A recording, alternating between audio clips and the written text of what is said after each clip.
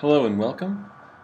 Today we're going to do more examples of direct integration differential equation solutions. So let's again talk about what the category direct integration DEs, what category that is. It's the category dx dt is equal to f of t, where on this side of the equation there is no x value. Okay. And again, these DEs, x of t is the unknown solution.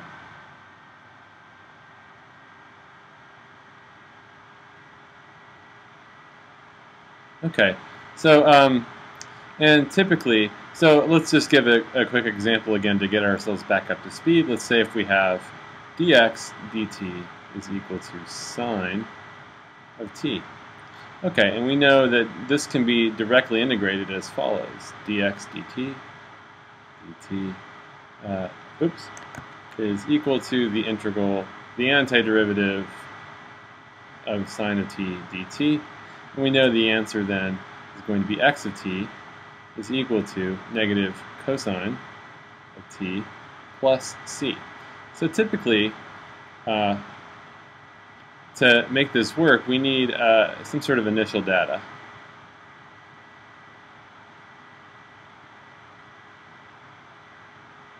Okay, for instance, we'll have x of 0 is equal to 3.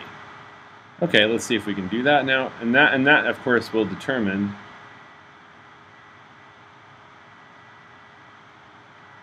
that c, that constant of integration there. If I plug that in, we're going to get negative cosine of 0 plus c, which is going to be negative 1 plus c is equal to 3. Okay, and then we deduce then that c must be equal to 4. So our solution then is going to be negative cosine of t plus 4.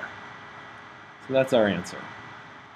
Okay, so let's now, we're going to do some more examples. We're also going to expand on our solution types here. So we had a couple of questions from the last video, and I'll call question 1 up here, which is what about definite integration?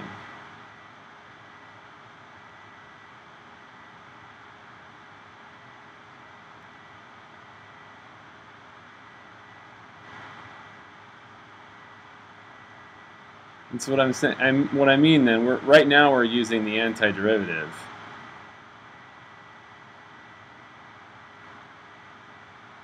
What about if I take going from a to b, an actual definite integral of dx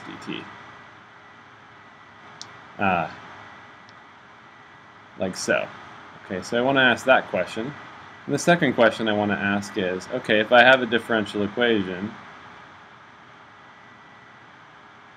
there's another way we could have problems doing the integration is what if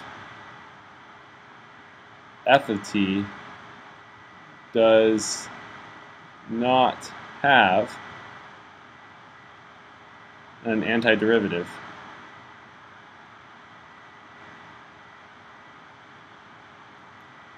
Okay, so I'll actually, these two problems are going to be related in how we solve a lot of very useful problems in differential equations. So that's why I put these two questions together. And what we're really talking about is what are the different ways, twists and turns we can take. And this is, of course, very critical. If we don't have an antiderivative, we're kind of stopped in our tracks. But let's see if we can come up with a few, at least partial answers to these questions. Okay, so let's do answer 1 for. Okay, so let's now do definite integrals. Okay, so let's go back and now try the same problem as before, but do it with a definite integral. So again, we have dx dt is equal to sine of t. And now we're going to take our integral, we're going to integrate from t equals 0 all the way to, I should just say, we're going to integrate from 0 all the way to t. That's the answer we want. We want that to be the variable, okay? All right, so remember that dx dt is a function, and it's a function of t, right? So, but when I integrate, what I'm going to do then is I'm going to integrate it from 0 to t, and because t is already used in my problem, what I have to do is actually replace that t here with a dummy variable s ds, right? So that's what I call that dummy variable.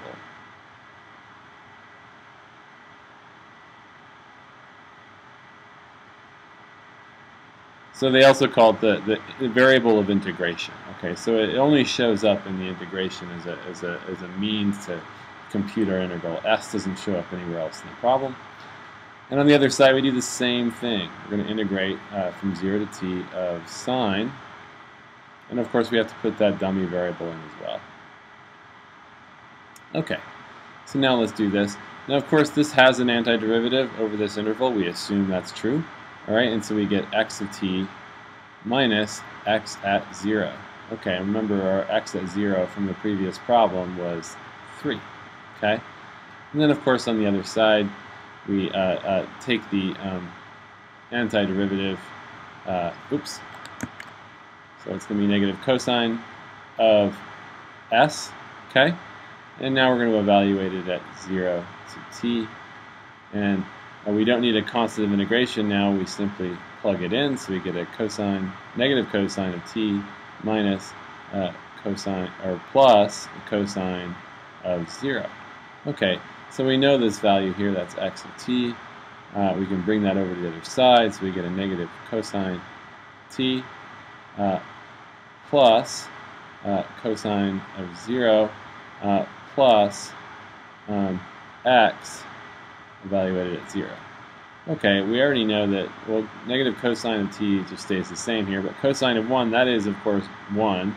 And this, of course, is plus 3 by definition here, which gives us the same answer as we had before.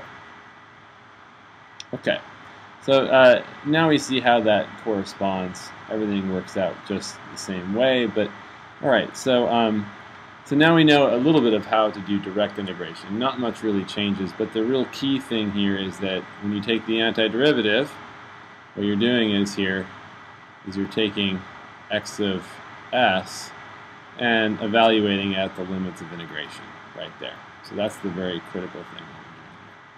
All right, so now let's move on to question 2, which is what if there's no antiderivative?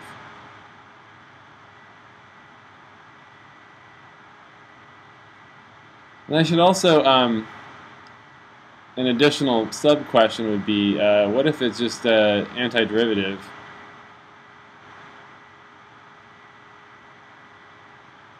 is unwieldy?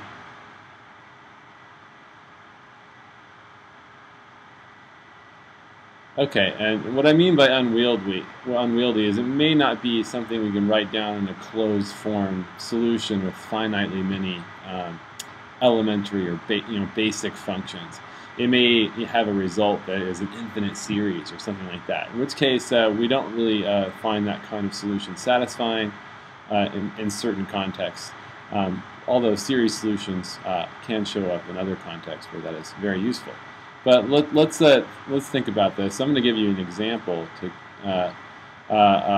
understand what we're talking about. What if I have dx dt is equal to e to the negative t squared? So that's my f of t function here. So f of t, this is a function, if I were to graph it, here's f, here's t. It's a bell-shaped curve, like that. They call this a Gaussian. All right, it's a bell-shaped curve. In this case, it's centered at 0. So it's bell-shaped. It's smooth. It's infinitely smooth, actually, and it's integrable. What I mean by integrable is that it's definitely integrable. It's integrable for a definite interval. But the problem, of course, is so all these are key points of this function. The problem with this function is there's no closed form antiderivative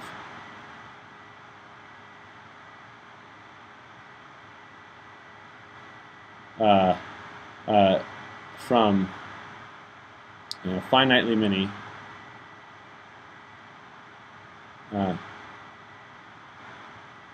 elementary functions.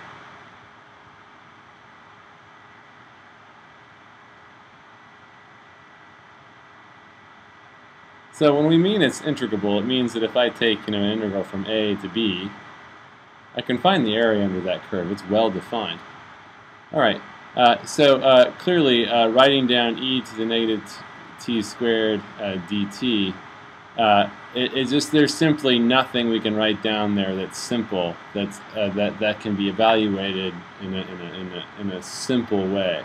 Okay, so we have to do better than this. Okay, we have to come up with a better understanding. So of course we're going to use a definite integral.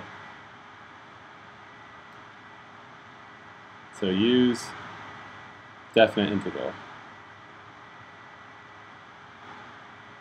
Okay, and because it is in fact integrable. Okay, so again, we're going to take our 0 to t, dx dt of s, ds, and now we're going to integrate the other side, 0 to t, integral of e to the negative s squared ds. Remember our dummy variable of integration. Okay. All right, and so on this side we have x of s, and that's going to be evaluated at 0 to t, which is going to be x of t minus x naught, x at 0. And on this side we're simply going to leave this as it is. Again, this is a well-defined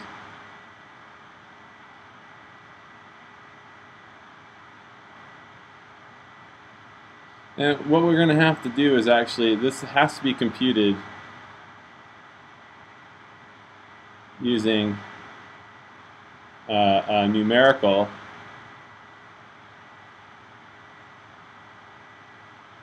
approximations.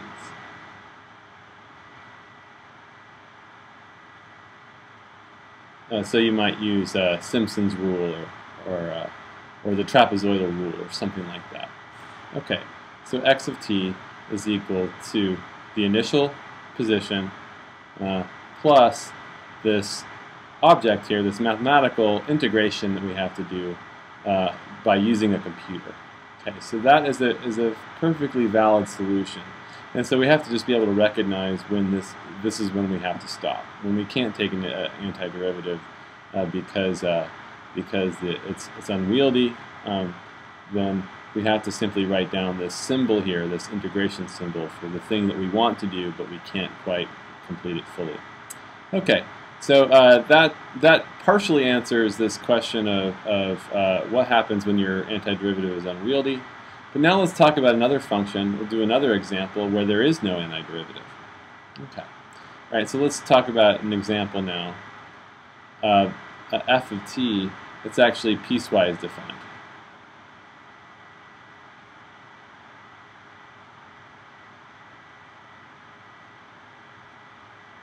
Okay, so piecewise defined function. So we'll write this down, f of t. I'll give this example. It's going to be t squared for t in the range.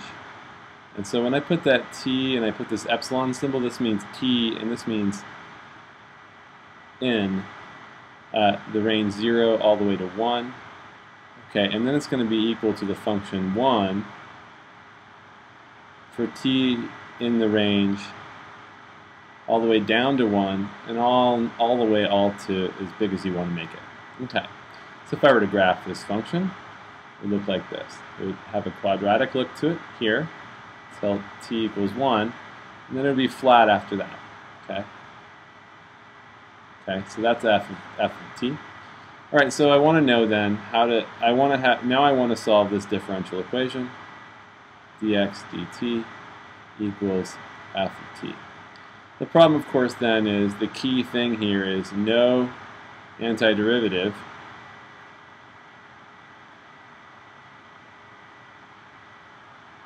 exists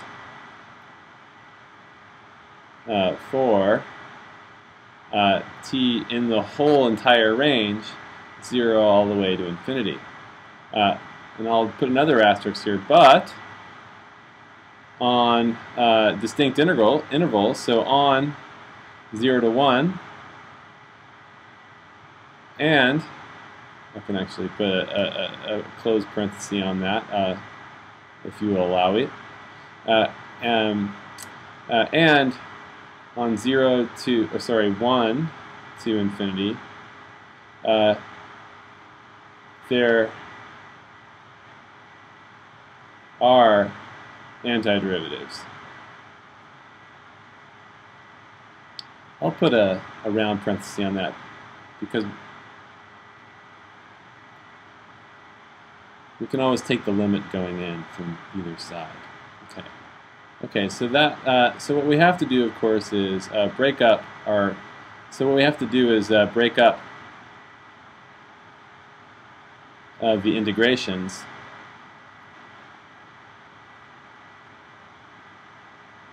into. Oops.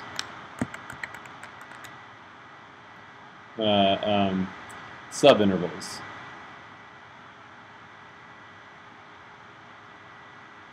Okay, so the first case we'll do, the first case will be when t is in the range 0 all the way to 1, and that'll be called case 1, and then case 2 is when t is in the range down to 1 and all the way to infinity. Okay, and so we'll do both of those cases, and I'll move to the next page here to finish out. Okay, again, our f of t, I'll have to rewrite this here. It's going to be t squared, and that's going to be from 0 to 1, and then, 1 to infinity. It's going to be 1 there. Okay, all right, so let's do this. So let's now do case 1. And that's going to be t in the range 0 to 1. So we're going to integrate 0 to t, okay, but t, remember, is in this range. And we have x prime of s ds, and that's going to be equal to integral of 0 to t. So let's give ourselves an initial condition, too, while we're at it. Let's just say it's 0, okay, for simplicity. Oops. Then we have our f of s ds. And on this range, of course, I can take this f and make it 0 to t s squared ds. Okay, so just like before, this has that antiderivative, x of s. We're going to evaluate it 0 to t. And on this side here, this becomes s to the third over 3. And then we evaluate it at 0 all the way up to t. But remember, again, t, in order to proceed here, in order to replace this symbol with that one, our time had to be in that range. Okay? So in order to go to that step, it required this assumption. Okay, so let's get that. Then we can intuit from all this that x of t has to be equal to x at 0 plus, and when we evaluate this thing here, we'll get a t to the third over 3. This right there is 0, of course. So x of t on this interval is equal to t to the third power over 3. All right, so that was case 1. Now let's try case 2. So case 2 here, we're going to assume that now t is in the range 1 all the way to infinity. Okay, in order to do this now, we're going to integrate. I'm going to start at 0 again and go all the way to t of x prime of s ds. Right? What we're going to do is actually break up the integral.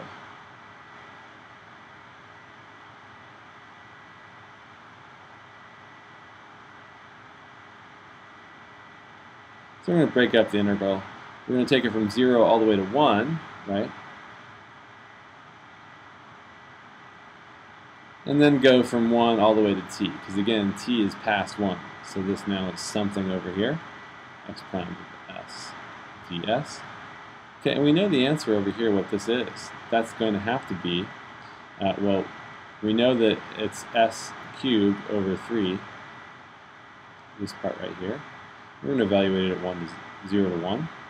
And then here, on this range, we have a 1 to t.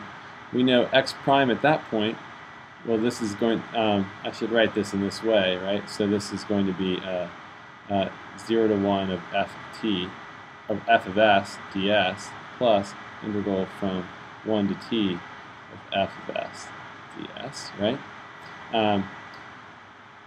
So again, on this side we have x of t minus x of 0 is equal to this, and then we have, this is going to be 1 ds there, because that's what f is on this range here, right? So we're getting close. That's going to be a 1/3. That's that part right there. Plus, and now we anti-differentiate 1, which is going to be s, and we evaluate it at 1 to t, and then we get 1/3 plus t minus 1, which is going to be, we can reduce that down to t minus 2/3. Okay, so that's the value of our function x. All right, so of course x naught in this case is 0, so we get on this case then that x of t is equal to t minus 2/3.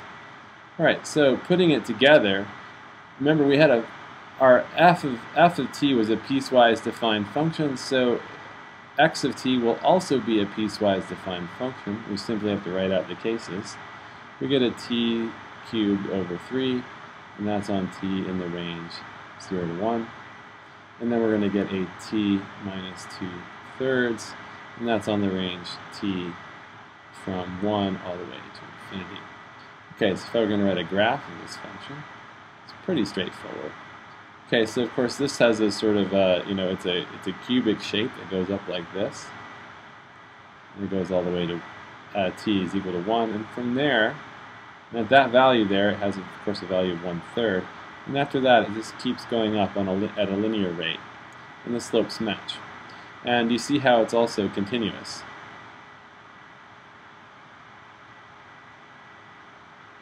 So it's continuous because of course we're doing an integration, and every integration only adds an incremental thing. There should be no jumps in this function because we're integrating this function that has no singularities or anything strange in it.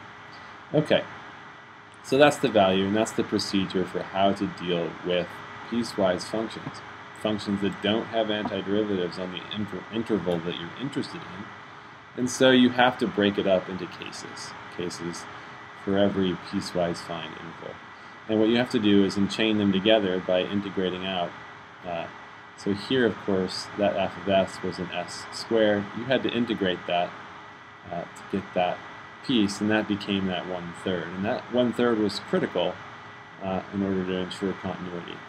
Okay, so I hope this helps you understand a bit more of the methods of direct integration. In the next videos, we'll learn some more integration methods for other differential equations. All right, thank you very much.